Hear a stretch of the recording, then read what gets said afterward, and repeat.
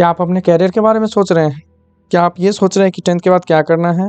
या फिर ये सोच रहे हैं कि साइंस, आर्ट्स, कॉमर्स में से कौन-सा बेहतर होगा? बहुत सारे सवाल आपके मन में होंगे, तो आइए इन सभी सवालों का जवाब ढूँढने का प्रयास करते हैं इस वीडियो के माध्यम से, जो आपको अपने करियर के लिए सही डिसीजन लेने में काफ़ी हेल्पफुल रहेगा। तो आइए बिना देर के हम लोग वीडियो को स्टार्ट करते हैं। आफ्टर 10th के बाद क्या करें? आज का जो टॉपिक है हमारा वो 10th के बाद क्या करें। आप लोग का एग्ज़ाम ख़त्म हो गया है, रिज़ल्ट आने वाला है, तो आप लोग अपने करियर के बारे में सोच रहे होंगे कि कौन सा सब्जेक्ट लेकर के अपने करियर को बनाएं। तो 11th में एडमिशन के लिए आप साइंस रख सकते हैं, आर्ट्स रख सकते हैं, कॉमर्स रख सकते हैं, पॉलिटेक्निक का कोर्स कर सकते हैं, ITI कर सकते हैं, पैरामेडिकल कर सकते हैं। तो हमने इस 6 कोर्स को 2 भागों में बांटा है। जैसे कि साइंस, आर्ट्स और कॉमर्स को हमने जनरल कोर्स का नाम दिया है, और ये जो पॉलिटेक्निक है और ITI है और पैरामेडिकल है, इनको हमने टेक्निकल कोर्स का नाम दिया है। तो साइंस, आर्ट्स, कॉमर्स के बारे में सबसे पहले जानकारी लेंगे, उसके बाद टेक्निकल कोर्स जो पॉलिटेक्निक, ITI और पैरामेडिकल के बारे में हम लोग जानकारी लेंगे। तो सबसे पहले हम लोग बात करते हैं साइंस की। तो साइंस जो है आपके 2 पार्ट्स में होते हैं, एक होता है PCM और दूसरा होता है PCB। PCM यानी कि इसमें फिजिक्स, केमिस्ट्री और मैथमेटिक्स पढ़ना पड़ता है, और PCB में फिजिक्स, केमिस्ट्री और बायोलॉजी पढ़ना पड़ता है। यदि आप PCM के साथ एडमिशन लेते हैं 11th में, तो आपके जो 12th का एग्ज़ाम होगा उसके बाद आप इंजीनियरिंग के फील्ड में जा सकते हैं। PCM के साथ आप इंजीनियरिंग कर सकते हैं, जिसमें आप भारत के जो टॉप मोस्ट कॉलेजेस हैं, जैसे कि IIT, NIT, स्टेट लेवल के कॉलेज हैं। उसके अलावा आप NDA की तैयारी कर सकते हैं, पायलट की तैयारी कर सकते हैं, और उसके बाद जितने सारे गवर्नमेंट जॉब्स आते हैं, जैसे कि बैंक, SSC, रेलवे या टीचिंग का एग्ज़ाम होता है। आपको भविष्य में टीचर बनना है या रेलवे में जॉब करनी है, या SSC के थ्रू आप स्टाफ सिलेक्शन कमीशन के थ्रू आप कोई बढ़िया पोस्ट लेना चाहते हैं, तो आप गवर्नमेंट जॉब के फील्ड में जा सकते हैं। उसके अलावा जो है मेडिकल की बात करें, जब आप PCB के साथ जाएंगे, PCB यानी कि फिजिक्स, केमिस्ट्री, बायोलॉजी, तो उसमें आप मेडिकल की तैयारी कर सकते हैं, जिसमें आप नीट का एग्ज़ाम दे करके MBBS में एडमिशन ले सकते हैं। और यदि आपको डॉक्टर बनने की चाहत है तो आप MBBS हो गया, या BHMS हो गया, या B फार्मा कर सकते हैं। आप नर्सिंग के फील्ड में जा सकते हैं और BDS का कोर्स कर सकते हैं। तो ये रहा आपका साइंस का। साइंस में यदि आप इंजीनियरिंग कॉलेज में एडमिशन लेना चाहते हैं, तो 12th के बाद प्रत्येक साल में 2 बार जो है JEE मेंस और का एग्ज़ाम होता है। JEE मेंस का एग्ज़ाम देने के बाद एडवांस का एग्ज़ाम होता है। आप इनके थ्रू आप IIT और बड़े बड़े जो भारत के टॉप मोस्ट कॉलेजेस हैं जो इंजीनियरिंग के हैं, उनमें एडमिशन आपको मिल सकता है। आइए अब हम लोग आर्ट्स की बात करते हैं।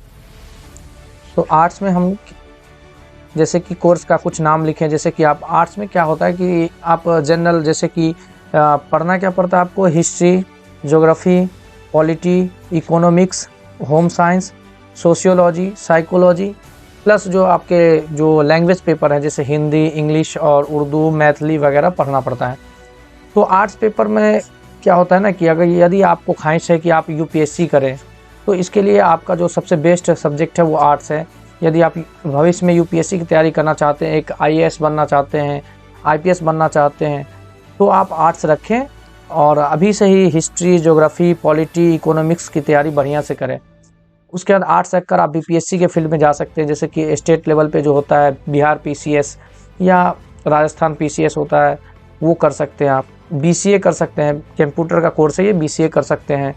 उसके बाद MCA कर सकते हैं आप, एनिमेशन का कोर्स कर सकते हैं, टूरिज़्म का कोर्स कर सकते हैं आप। जितने सारे गवर्नमेंट जॉब आते हैं, जैसे बैंक, SSC, रेलवे या टीचिंग के एग्ज़ाम, जितने सारे टीचर में जैसे कि जो भी सब्जेक्ट होते हैं, तो जैसे हिस्ट्री, ज्योग्राफी, पॉलिटी, इकोनॉमिक्स, ये वगैरह टीचर बन सकते हैं आप।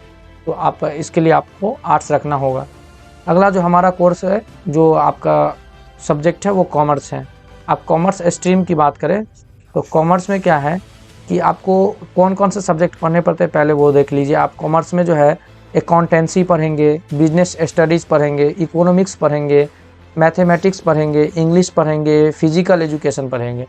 यदि आप कॉमर्स रखते हैं 11th में, तो उसके बाद जैसे 12th का पेपर हो जाने के बाद आप क्या क्या कर सकते हैं, आप CA की तैयारी कर सकते हैं।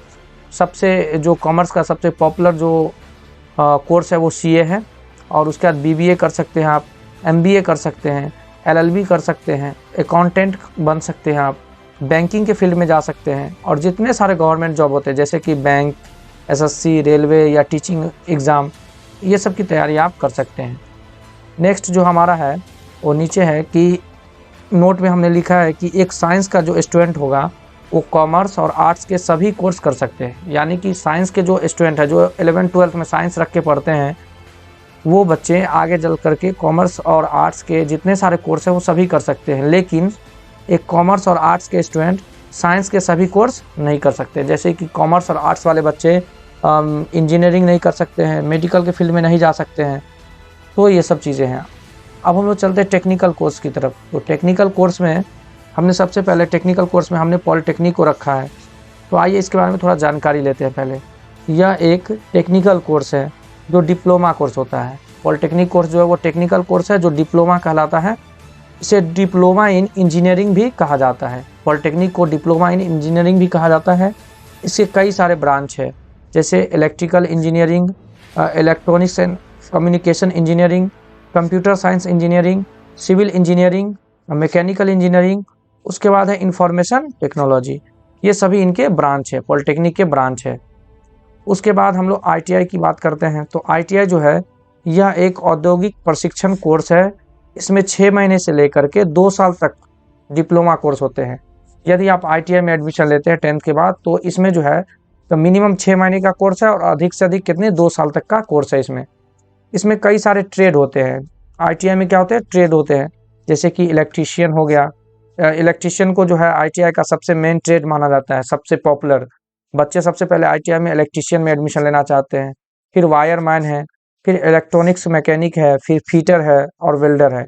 ये सब आपके ट्रेड है आईटीआई के। उसके अलावा हम लोग पैरामेडिकल की बात करते हैं। तो पैरामेडिकल क्या होता है, ध्यान से समझेंगे। इन कोर्सों का मुख्य उद्देश्य रोगी की चिकित्सा में सहायक भूमिका निभाना होता है। इसके कई क्षेत्र हैं, जैसे आपको लोगों का जो हेल्प करना हो, अगर आप चाहते हैं कि मरीजों का देख रेख करे, है ना, लोगों का भलाई करे, तो आप पैरामेडिकल कोर्स कर सकते हैं। इसमें आप बीएससी नर्सिंग कर सकते हैं। बीएससी नर्सिंग में जैसे कि एएनएम हो गया आपका, उसके बाद जीएनएम हो गया, ये कोर्स कर सकते हैं आप। फिजियोथेरेपी बन सकते हैं आप, एमएलटी का कोर्स कर सकते हैं। फिजियोथेरेपी एमएलटी हो गया। और एक्सरे टेक्नीशियन, यहाँ एक्सरे छूट गया है तो यहाँ पे आप एक्सरे टेक्नीशियन का कोर्स कर सकते हैं। उसके बाद जो है ओटी टेक्नीशियन बन सकते हैं, ऑपरेशन थिएटर जो होता है ओटी असिस्टेंट, वो बन सकते हैं आप। हमने नोट में लिखा है कि पॉलिटेक्निक, आईटीआई, पैरामेडिकल के सरकारी कॉलेज में एडमिशन के लिए प्रत्येक वर्ष एंट्रेंस एग्जाम लिए जाते हैं। यदि आप पॉलिटेक्निक हो गया, आईटीआई हो गया, उसके बाद पैरामेडिकल हो गया, इन सब में आप एडमिशन लेना चाहते हैं तो जितने सारे स्टेट है वो सभी प्रत्येक साल जो है एंट्रेंस एग्ज़ाम लेते हैं।